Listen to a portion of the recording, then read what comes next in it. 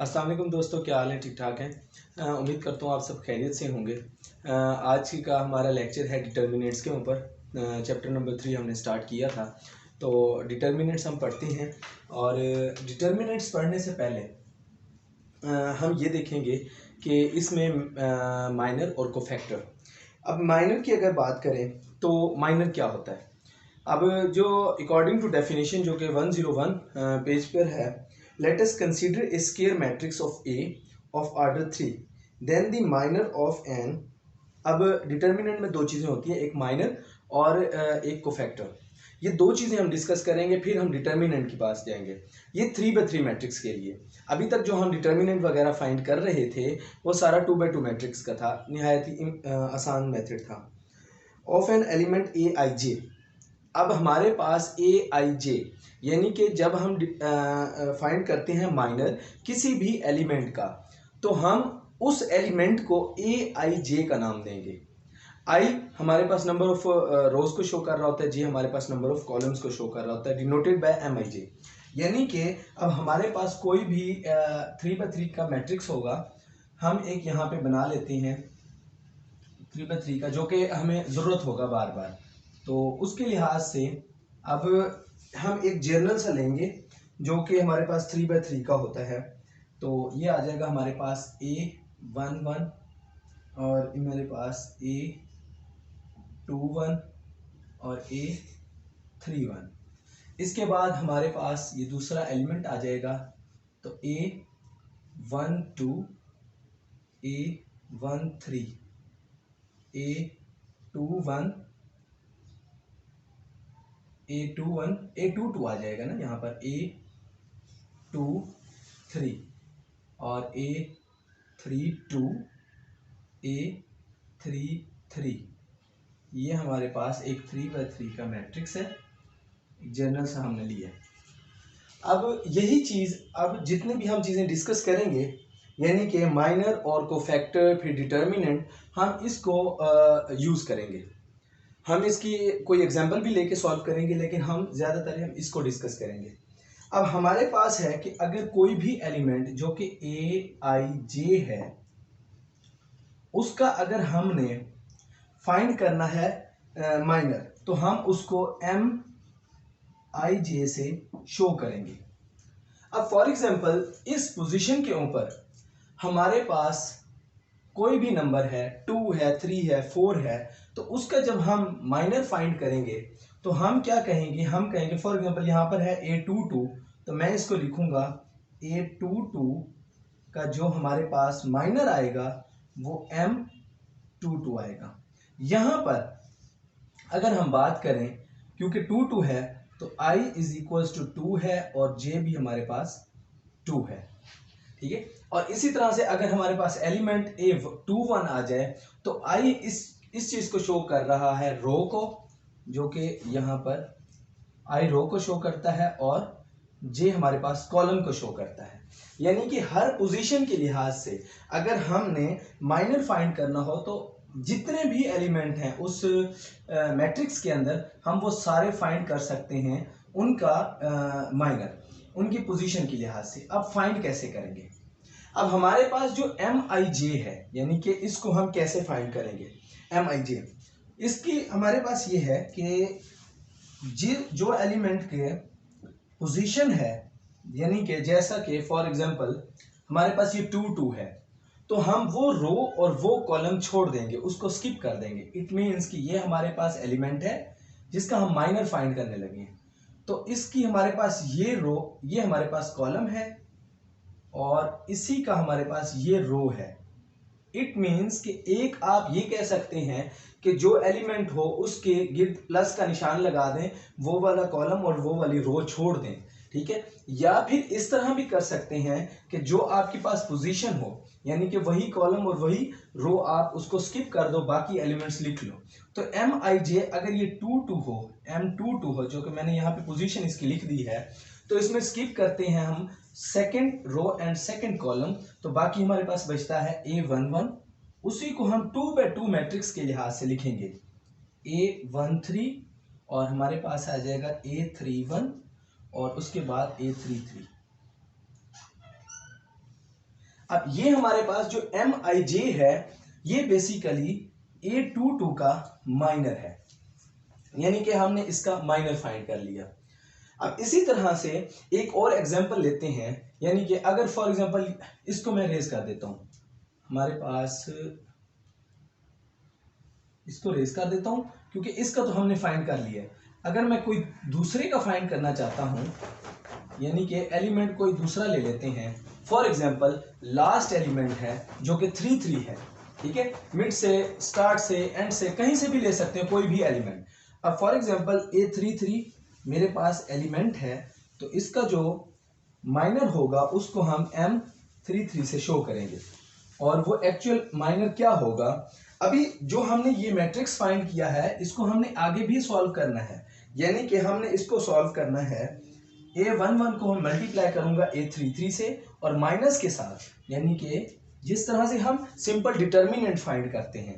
अब A11 multiply by A33 और minus के साथ A31 मल्टीप्लाई बाय A13, तो इसका जो आंसर आएगा वो उस एलिमेंट का हमारे पास माइनर कहलाएगा।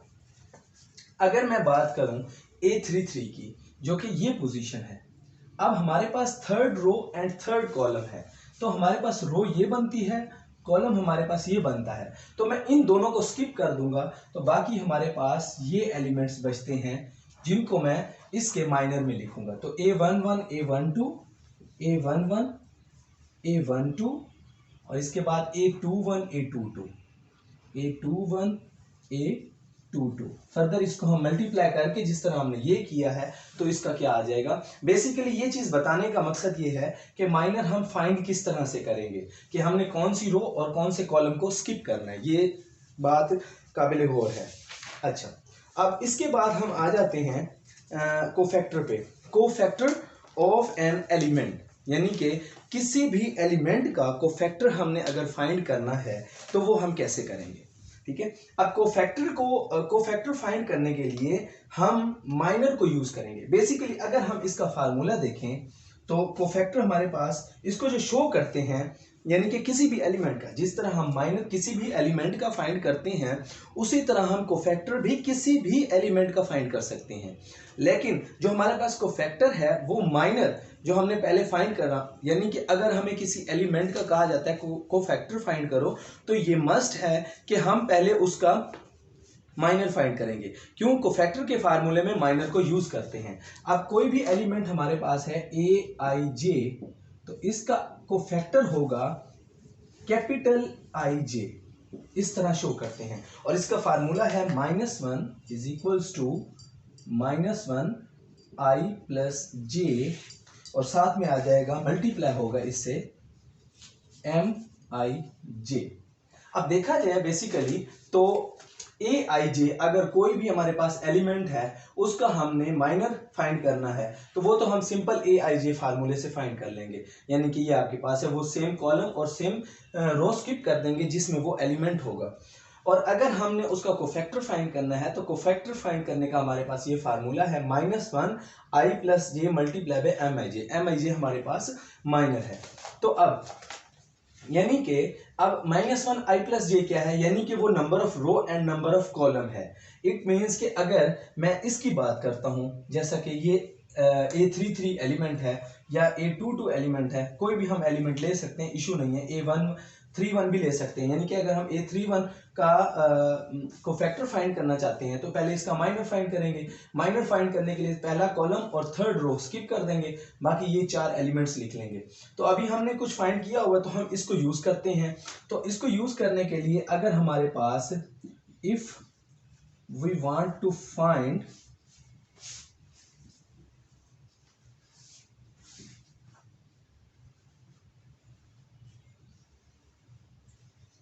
A33, ठीक है, जो कि हमारे पास कोफैक्टर आएगा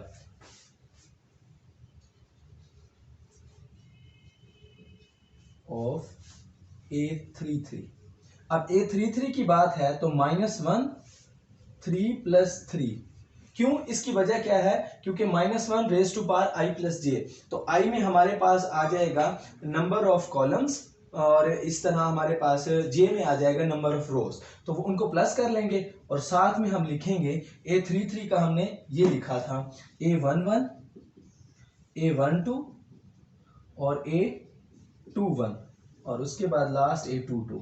तो हम इसको सॉल्व कर लेंगे। फिर अब हमारे पास ये सिंपल सा एक फार्मूला है, यानी कि अगर आपके पास एक चीज देखने की है कि अगर हमारे पास -1 की पावर इवन होती है तो माइनस खत्म हो जाएगा, इट मीन्स कि सिंपल ये आ जाएगा, और अगर हमारे पास पावर ओड रहती है तो -1 रहेगा। इट मीन्स कि जब हम इसको सॉल्व कर लेंगे माइनर को तो फिर -1 से मल्टीप्लाई करेंगे उस केस में जब हमारे पास पावर उसकी ओड होगी, अदरवाइज इवन के केस में वो खत्म हो जाएगा। फिर इसको सॉल्व करके हम इसका किसी भी एलिमेंट का कोफैक्टर फाइंड कर सकते हैं। ये बेसिकली था माइनर एंड कोफैक्टर। अब 3x3 मैट्रिक्स में इस तरह करते हैं डिटर्मिनेंट्स वगैरह। अब आ जाते हैं बेसिकली डिटर्मिनेंट के ऊपर। अब जब हमारे पास 3x3 का कोई भी मैट्रिक्स आए तो हम उसका डिटर्मिनेंट फाइंड करने के लिए बेसिकली हम यही माइनर एंड कोफैक्टर को यूज कर रहे होते हैं, ठीक है। तो उसमें दोनों चीजें, मतलब माइनर की बात नहीं करते, हम सिर्फ कोफैक्टर की बात करते हैं, क्योंकि कोफैक्टर के अंदर माइनर के फार्मूला आ जाता है, वो हम उसको फाइंड करके लिख लेते हैं। अब इसमें एक चीज ये है कि जब हम इसको फाइंड करेंगे तो फिलहाल ये माइनर एंड कोफैक्टर को मैंने एक्सप्लेन किया, तो अब हम इसकी कोई एग्जांपल भी लेंगे रियल टाइम, यानी कि उसको भी सॉल्व करेंगे। अभी क्योंकि हम इसको जनरल से डिस्कस कर रहे हैं तो फिलहाल वो करेंगे। अब डिटर्मिनेंट पर आते हैं कि डिटर्मिनेंट जब 3x3 मैट्रिक्स की बात होती है तो हम उसको कैसे फाइंड करेंगे। बेसिकली उसमें भी हम यही minor and cofactor he find कर रहे होते हैं, लेकिन हम किसी भी रो या किसी भी कॉलम को चूज कर लेते हैं और उसके लिहाज से उसको ओपन करते हैं। अब फॉर एग्जांपल देखिए, सबसे पहले ये हमारे पास एक जनरल सा मैट्रिक्स है जिसमें हर एक एलिमेंट की उसकी पोजीशन के लिहाज से हमने उसको लिखा हुआ है। अब जब हमें 3x3 मैट्रिक्स, कोई भी 3x3 मैट्रिक्स का फाइंड करना हो डिटर्मिनेंट, तो पहले हमने ये चूज करना है कि हमने इसको ओपन किस लिहाज से करना है। फॉर एग्जांपल आप कॉलम के लिहाज से भी ओपन कर सकते हो उसको और रो के लिहाज से भी कर सकते हो। अगर मैं उसको करना चाहता हूं कॉलम के लिहाज से ओपन, ठीक है, तो सबसे पहले क्या आ जाएगा, यानी कि अगर मैं इस लिहाज से बात करूं तो सबसे पहले पहला एलिमेंट आ जाएगा जो कि हमारे पास A11 है। यानी कि A11 लिखने से हमें ये नहीं पता चलेगा कि हम कॉलम के लिहाज से कर रहे हैं ओपन या रो के लिहाज से, वो हमारी अपनी मर्जी है कि हमने इसको किस लिहाज से करना है, ठीक है। अगर फॉर एग्जांपल हम रो के लिहाज से करते हैं, फर्स्ट रो के लिहाज से, तो A11 आएगा वो एलिमेंट जो कि यहाँ पे लिखा हुआ है। उसके बाद उस रो एंड और उसी कॉलम को हम स्किप कर देंगे, बाकी हमारे पास ये बचेगा। यानी कि ये वाला एलिमेंट लिया फर्स्ट एलिमेंट, तो ये फर्स्ट हमारे पास रो एंड फर्स्ट कॉलम, इसको हम स्किप कर देंगे। बाकी ये 4 बचेंगे तो हम इसको लिख लेंगे A22,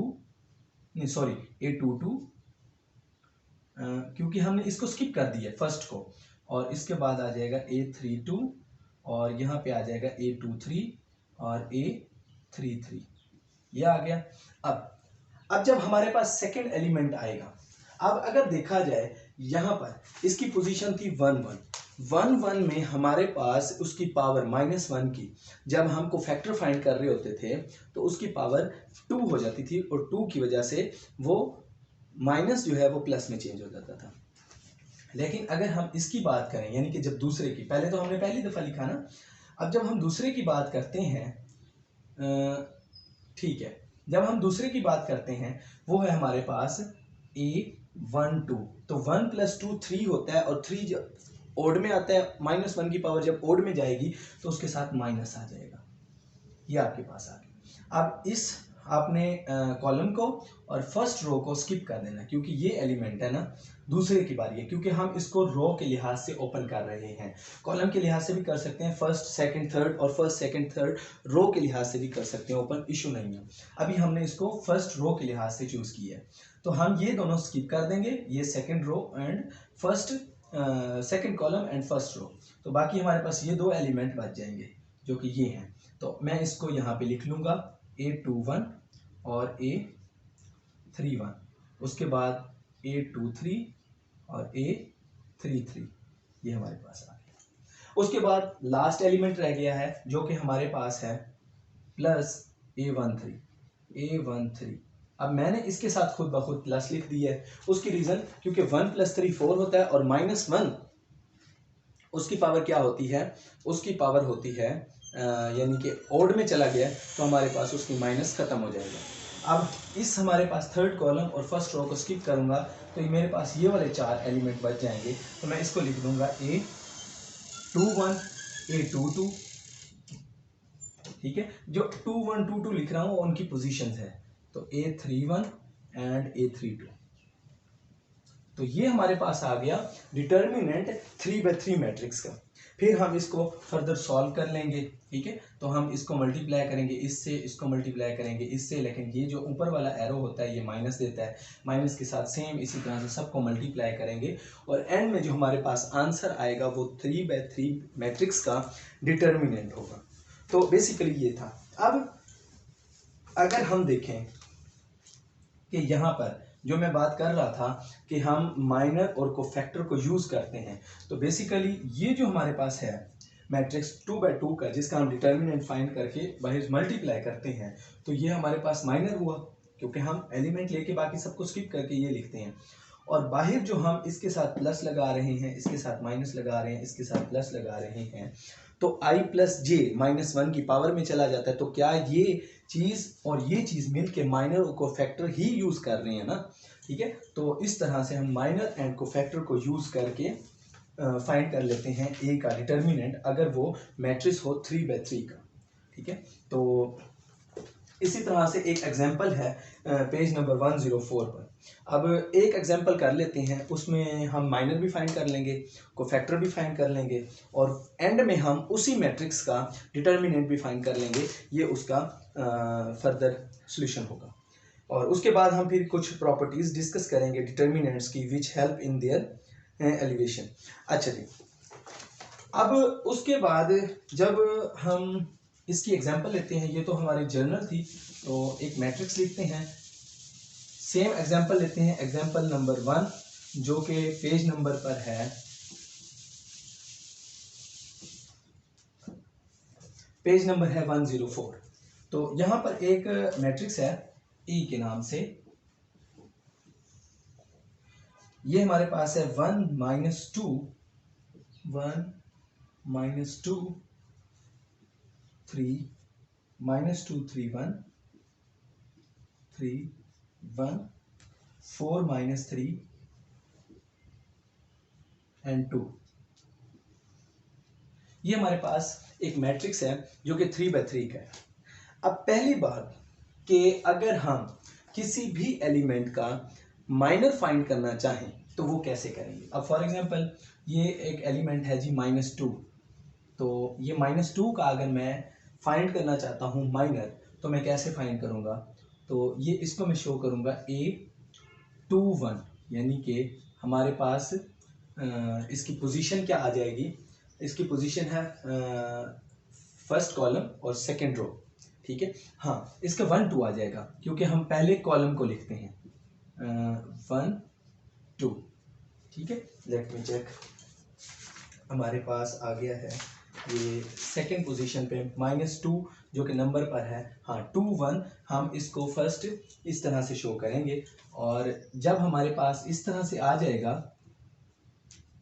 तो हम इस कॉलम और इस रो को स्किप कर देंगे।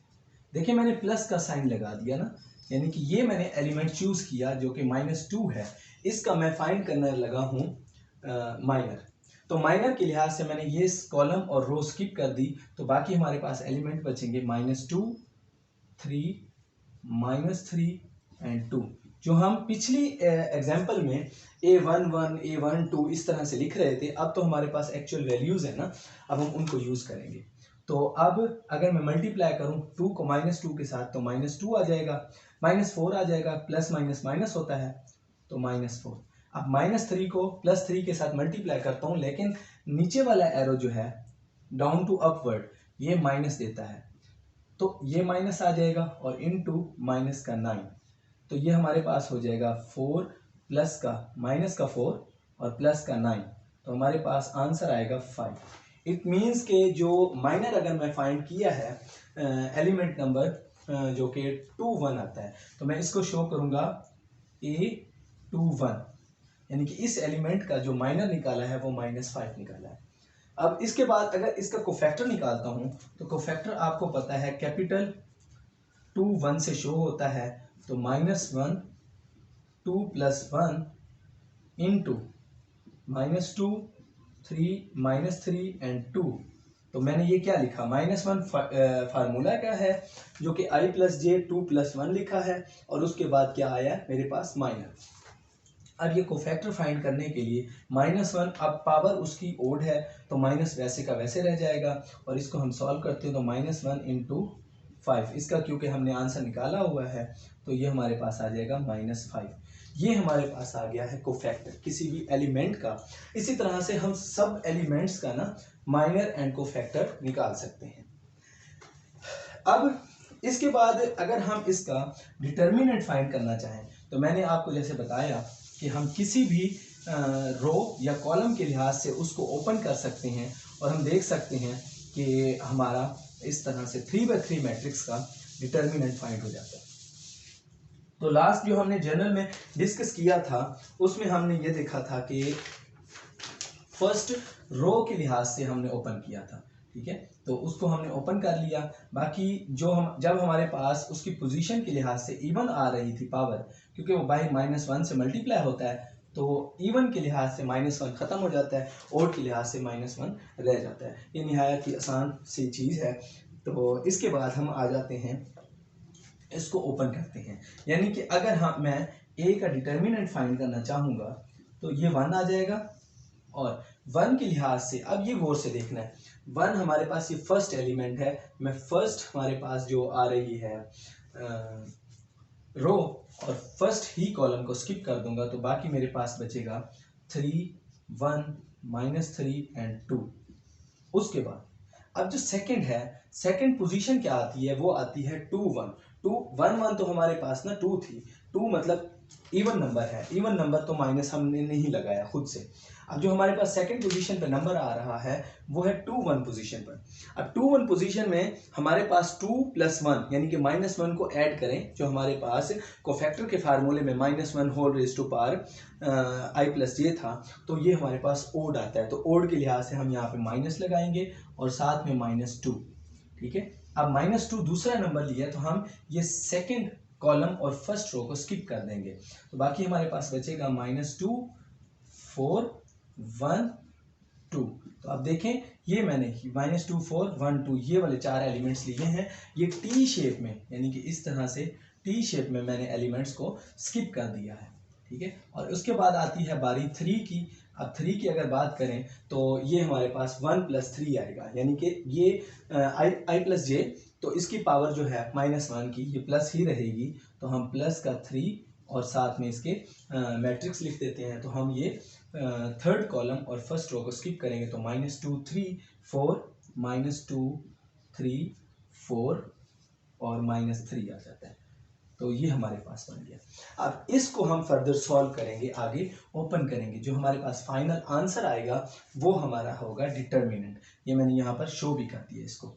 तो 1 × 3 2 6 -3 और प्लस का 1, ये 3 आता है तो -3 आता है, तो माइनस फार्मूला वाला हमारे पास प्लस का 3 आ जाएगा, और इसी तरह से माइनस माइनस प्लस हो जाएगा। 2 × 4 2 2 4 हो गया, माइनस का 4 एंड 4 1 4, तो अब ये -4 देगा, ठीक है। ये माइनस वैसे आया हुआ है इसकी माइनस की वजह से, और नीचे वाला एरो माइनस देता है तो वो -4 आ जाएगा। उसके बाद +3 × 3 2 6 माइनस माइनस प्लस हो जाएगा, तो हमारे पास ये 6 आ गया, और 4 3 12, तो ये माइनस का 12 आ जाएगा।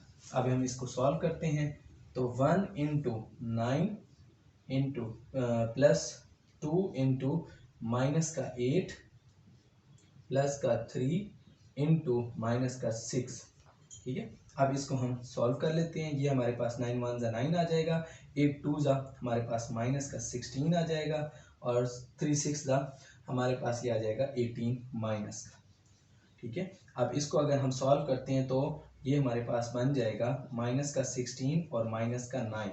इसको हम प्लस करते हैं तो ये हमारे पास माइनस माइनस प्लस आ जाएगा, लेकिन हमारे पास साइन माइनस का आएगा, तो हम इसको प्लस करते हैं, ये हमारे पास 25 बन जाएगा, माइनस का 25। तो ये माइनस का 25 ये डिटर्मिनेंट है 3/3 मैट्रिक्स का। यानी कि जब जब हमारे पास फाइंड करना होगा डिटर्मिनेंट, तो हम किसी भी रो या किसी भी कॉलम के लिहाज से इसको ओपन कर सकते हैं। हमारा कंफर्म भी हो गया है, आंसर बिल्कुल -25 आ रहा है। तो इसमें हम ये देखा कि हम डिटर्मिनेंट किस तरह से फाइंड कर सकते हैं 3/3 मैट्रिक्स में। और साथ में हमने कोफैक्टर और माइनर को भी डिस्कस किया, उसकी जनरल फॉर्म्स को भी देखा। i + j ये हमारे पास नंबर ऑफ रोज और नंबर ऑफ कॉलम्स को शो कर रहा होता है, जो कि कोफैक्टर के फार्मूले में आता है, यानी कि -1 whole raise to power i + j।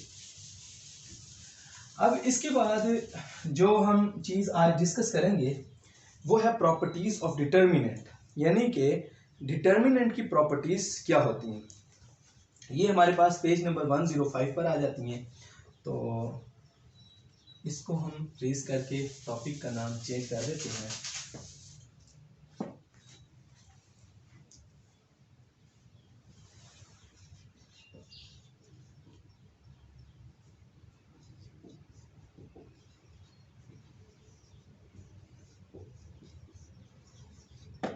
ठीक है, प्रॉपर्टीज ऑफ डिटर्मिनेंट्स। अब इसमें जो फर्स्ट प्रॉपर्टी है कि वो कहता है for a square matrix A, कि हमारे पास कोई भी स्केयर मैट्रिक्स हो। अब स्केयर मैट्रिक्स की कंडीशन क्या है? वो कंडीशन है कि उसके अंदर number of rose and number of columns equal होने चाहिए, उसको हम कहते हैं स्केयर मैट्रिक्स। वो 2/2 हो, 3/3 हो, 4/4 हो, 5/5 हो, 6/6 हो, सो बट इक्वल होने चाहिए, यानी कि i is equals to number of rows is equals to m, यानी कि ऑर्डर की बात जब हम करते हैं आई जे तो नंबर ऑफ कॉलम्स और वो आ जाएगा ना, वो प्रॉपर एक एलिमेंट को मेंशन करेगा। यानी कि अगर स्क्वायर मैट्रिक्स होगा और हम ए का डिटर्मिनेंट फाइंड करेंगे और दूसरा जो हम डिटर्मिनेंट फाइंड कर रहे हैं वो ए के ट्रांसपोज का फाइंड कर रहे हैं, तो उसमें हमारे पास कोई डिफरेंस नहीं आएगा, वो सेम होगा। यानी कि अगर ए मैट्रिक्स है, स्क्वायर मैट्रिक्स है, और उसका ट्रांसपोज यानी कि नंबर ऑफ रोज को कॉलम्स में या नंबर ऑफ कॉलम्स को रोज में जब चेंज कर देते हैं और उसका भी डिटर्मिनेंट लिया जाए तो दोनों का डिटर्मिनेंट सेम आएगा। ये प्रॉपर्टी नंबर 1 थी। उसके बाद सेकंड प्रॉपर्टी हमारी क्या है? If in a square matrix A, यानी कि स्क्वायर मैट्रिक्स ए की बात दोबारा कर रहे हैं कि 2 रोज और 2 columns are interchange, the determinant of the resulting matrix is -a। अब देखें, यानी कि कहने का मतलब क्या है कि मैं यहाँ पर कोई एग्जांपल लिख लेता हूँ कि a इज इक्वल्स टू 1 2 3 4 3 1 0 1 0। ये मैंने एक मैट्रिक्स लिखा जो कि 3/3 का है और ये स्क्वायर भी है क्योंकि इसमें number of rose and number of columns equal है।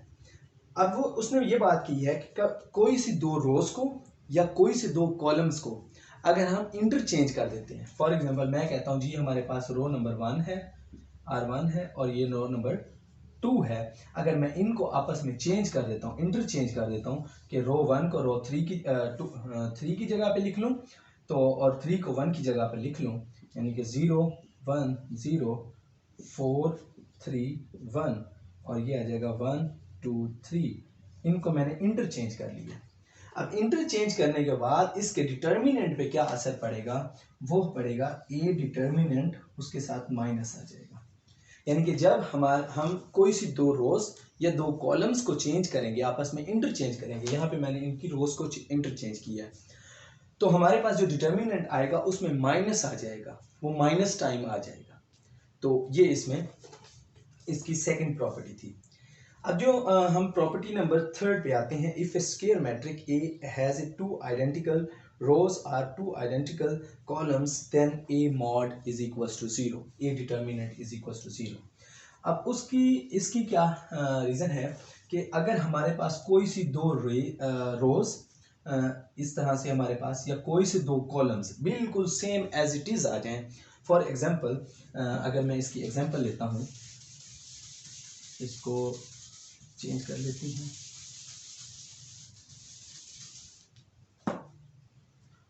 1 4 0 0 1 3 1 4 0। अब ये देखिए, अब यहाँ पर दो कॉलम्स बिल्कुल सेम हैं। अगर ये दो कॉलम्स और या कोई दो रोज आपस में सेम हो जाएंगी तो हमारे पास उसका determinant, then its determinant A is equals to 0, उसका डिटर्मिनेंट 0 हो जाएगा। ये हमारे पास प्रॉपर्टी नंबर थी थर्ड। अब उसके बाद आ जाते हैं फोर्थ प्रॉपर्टी के ऊपर कि if all the entries of a row or a column of a square matrix are 0 then a determinant 0। अगर कोई एक रो या कोई एक कॉलम की तमाम एंट्रीज 0 हो जाए, फॉर एग्जांपल हमारे पास 4 और 0, तो ये हमारे पास जो लास्ट इसकी रो बन रही है ये तमाम एंट्रीज इसमें 0 हैं, देन हमारे पास ए का डिटर्मिनेंट भी 0 होगा। इसके बाद हमारे पास प्रॉपर्टी आती है कि fifth, if the entries of a row or a column in a square matrix are multiply by a number. अब हम इसको चेंज कर देते हैं, यानी कि इस मैट्रिक्स को चेंज करते हैं, 3 लिखते हैं। अब इसका जो डिटर्मिनेंट होगा वो 0 नहीं होगा। और इसकी जो हमने नेक्स्ट प्रॉपर्टी पढ़ी है कि हम किसी भी नॉन जीरो नंबर से मल्टीप्लाई कर सकते हैं, तो नॉन जीरो नंबर जो मल्टीप्लाई हो रहा होगा उस मैट्रिक्स के वो हर एंट्री के साथ मल्टीप्लाई होगा, यानी कि k is any non zero number, यानी कि k is equals to 1 2 3 up to so non zero number है। अगर हम किसी भी नॉन जीरो नंबर से किसी मैट्रिक्स को मल्टीप्लाई करेंगे तो वो उसके तमाम एलिमेंट्स के साथ मल्टीप्लाई होगा। ये इसकी एक प्रॉपर्टी थी। उसके बाद आ जाता है, जिस तरह हम एडिशन में देखा करते थे कि हमारे पास कोई भी एक मैट्रिक्स है, फॉर एग्जांपल ये हमारे पास मैट्रिक्स है और यहाँ पे जो कंडीशन लिखी हुई है वो ज़रा सी अलग सी है, यानी कि इस तरह से है कि हमारे पास जो मैट्रिक्स बी है, यानी कि उन्होंने ये लिखा हुआ है कि सेम एज इट इज़ लिखते हैं A11 A21 A11 A21 और उसके बाद आ जाता है A31